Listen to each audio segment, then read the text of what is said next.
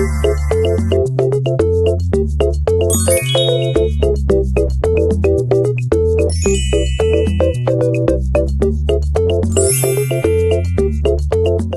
teman-teman, pernahkah kalian berpikir mengapa sistem pembelajaran di sekolah sering berubah? Perubahan tersebut berkaitan dengan kurikulum pendidikan di Indonesia.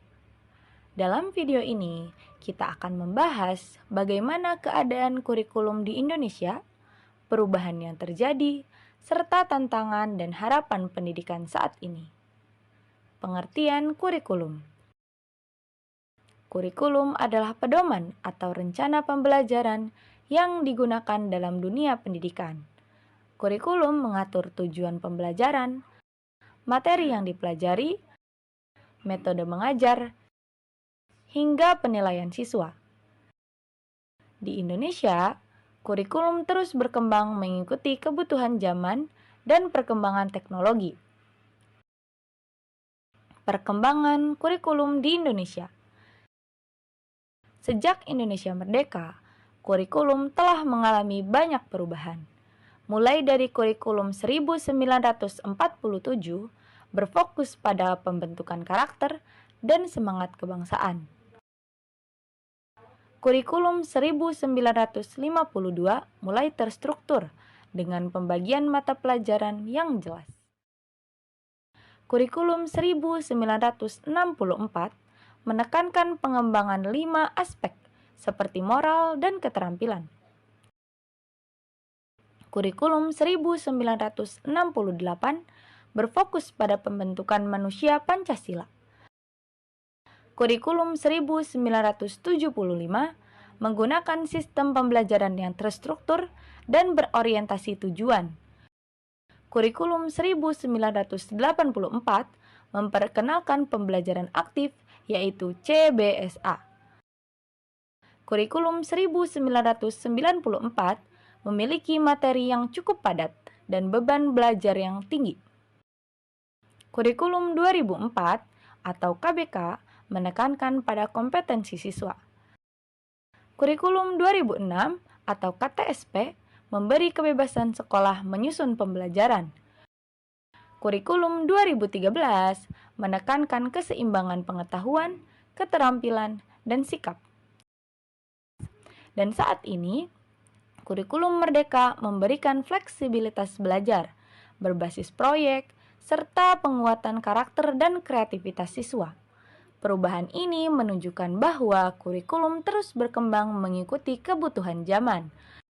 Melalui kurikulum ini, siswa diharapkan lebih aktif, kreatif, dan mampu berpikir kritis. Keadaan kurikulum di Indonesia saat ini. Keadaan kurikulum di Indonesia saat ini mengalami banyak perubahan menuju pembelajaran modern. Guru tidak lagi menjadi satu-satunya sumber belajar, tapi berperan sebagai fasilitator. Kurikulum Merdeka juga menekankan pembelajaran berbasis proyek, pengembangan karakter, kreativitas siswa, dan penggunaan teknologi digital. Namun, penerapannya masih menghadapi beberapa tantangan, seperti keterbatasan fasilitas di beberapa daerah, kurangnya pelatihan guru, serta perbedaan kualitas pendidikan antara kota dan desa. Dampak positif dan tantangan. Perubahan kurikulum memberikan dampak positif karena siswa menjadi lebih aktif dan tidak hanya menghafal materi. Namun, perubahan kurikulum yang terlalu sering juga membuat guru dan siswa perlu terus menyesuaikan diri. Karena itu, diperlukan kerjasama antara pemerintah, guru, sekolah, dan masyarakat agar pendidikan di Indonesia semakin baik. Kesimpulannya, kurikulum di Indonesia terus berkembang mengikuti kebutuhan zaman. Kurikulum bukan hanya tentang pembelajaran di sekolah, tapi juga tentang bagaimana membentuk generasi yang cerdas, kreatif, dan berkarakter. Semoga pendidikan di Indonesia semakin maju dan mampu menciptakan generasi penerus bangsa yang berkualitas. Hal ini menunjukkan bahwa setiap perubahan kurikulum memiliki tujuan yang sama, yaitu meningkatkan kualitas pendidikan di Indonesia. Seiring dengan perkembangan zaman, dunia pendidikan juga terus menyesuaikan diri agar proses pembelajaran dapat memenuhi kebutuhan peserta didik dan tantangan masa depan. Karena itu, kurikulum tidak hanya menjadi pedoman bagi guru dalam mengajar, tetapi juga menjadi dasar dalam membentukkan peserta didik yang memiliki pengetahuan, keterampilan, dan karakter yang baik. Melalui pembelajaran yang aktif dan bermakna, peserta didik diharapkan mampu berpikir kritis, bekerja sama, berkomunikasi dengan baik, serta menerapkan ilmu yang dipelajari dapat dalam kehidupan kita sehari-hari. Perubahan kurikulum juga menjadi bukti bahwa pendidikan di Indonesia terus berkembang. Setiap pembaruan yang dilakukan sebagai upaya untuk menciptakan sistem pembelajaran yang lebih efektif, sehingga mampu menghasilkan generasi setiap menghadapi perkembangan ilmu pengetahuan, teknologi, serta berbagai tantangan. Kurikulum 2013 adalah kurikulum yang dirancang untuk mengembangkan kemampuan siswa secara menyeluruh baik dari segi pengetahuan, keterampilan, maupun sikap. Kurikulum ini menekankan pembelajaran yang aktif sehingga siswa tidak hanya menerima materi dari guru, tapi juga diajak untuk mengamati, bertanya, mencoba, dan menyimpulkan sendiri apa yang dipelajari. Dalam pelaksanaannya, guru berperan sebagai pembimbing yang membantu siswa memahami materi dan mengembangkan kemampuan berpikir kritis serta kreatif. Tujuan dari kurikulum 2013 adalah membantu siswa yang tidak hanya cerdas secara akademik tetapi juga memiliki karakter yang baik, mampu bekerja sama, serta siap menghadapi tantangan di masa depan. Kurikulum Merdeka adalah kurikulum yang memberikan fleksibilitas lebih besar kepada sekolah dan guru dalam mengatur proses pembelajaran sesuai dengan kebutuhan serta kemampuan siswa.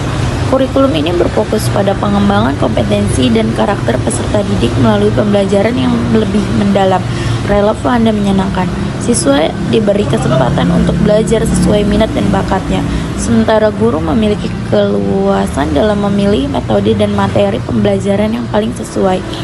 Selain itu, kurikulum Merdeka juga menekankan penguatan karakter melalui proyek penguatan profil pelajar Pancasila P5, sehingga siswa tidak hanya berkembang dalam aspek akademik tetapi juga memiliki sikap, nilai, dan keterampilan yang dibutuhkan dalam kehidupan sehari-hari. Perubahan kurikulum memberikan dampak positif karena siswa menjadi lebih aktif dan tidak hanya menghafal materi. Namun, perubahan kurikulum yang terlalu sering juga membuat guru dan siswa perlu terus menyesuaikan diri. Karena itu, diperlukan kerjasama antara pemerintah, guru, sekolah, dan masyarakat agar pendidikan di Indonesia semakin baik. Jadi kesimpulannya, kurikulum di Indonesia terus berkembang mengikuti kebutuhan zaman. Kurikulum bukan hanya tentang pelajaran di sekolah, tetapi juga tentang bagaimana membentuk generasi yang cerdas, kreatif, dan berkarakter. Semoga pendidikan di Indonesia semakin maju dan mampu menciptakan generasi penerus bangsa yang berkualitas. Terima kasih telah menonton, sampai jumpa di video berikutnya.